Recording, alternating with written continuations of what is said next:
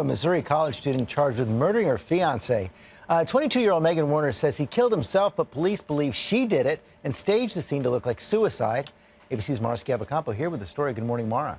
George, good morning. The victim, also a student and on the cusp of a new life, having just graduated with a new job and a new apartment lined up. But officials say the woman who was to be his future wife ended it all.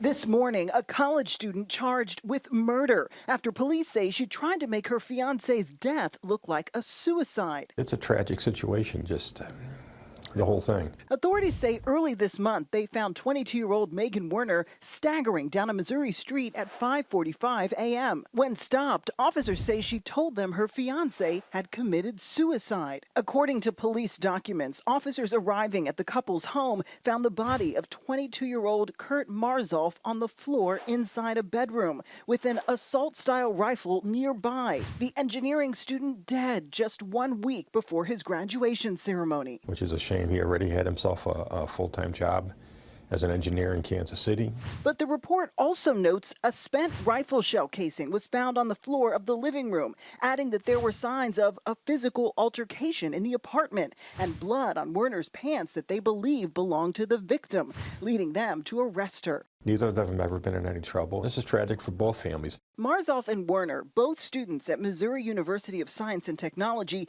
had been dating for 3 years and were newly engaged. The couple was reportedly part of a local hunting club and had guns in their home. Now, Marzoff's loved ones are mourning their loss. Missouri University of Science and Technology will present a Bachelor of Science in Mining Engineering to Kurt Marzoff.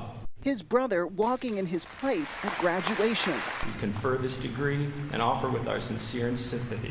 The family telling ABC News in a statement, Kurt was truly an amazing young man who was always thinking of others first. He was so excited for the future, a future now gone.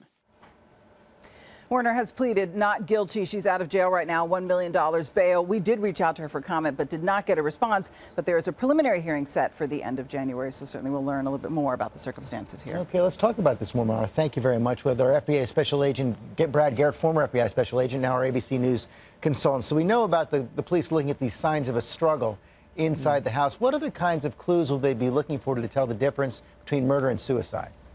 Location of the shots on the body, George, the distance of the shot, and if there were more than one shot. And you know, is this a common kind of crime? Well, it's not totally uncommon for people to get into an argument, guns appear, people are shot, and then the person who's still alive panics, and they start rearranging the scene, making it look more like an attempted suicide or a real suicide. They typically do a poor job, and they do it in such haste, most law enforcement agencies will figure it out. They figure it out, and she's now being charged with second-degree murder. What does that mean, and where does the case go from here?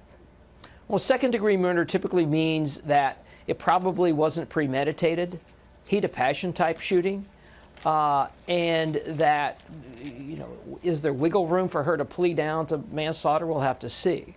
Okay, Brad Garrett, thanks very much.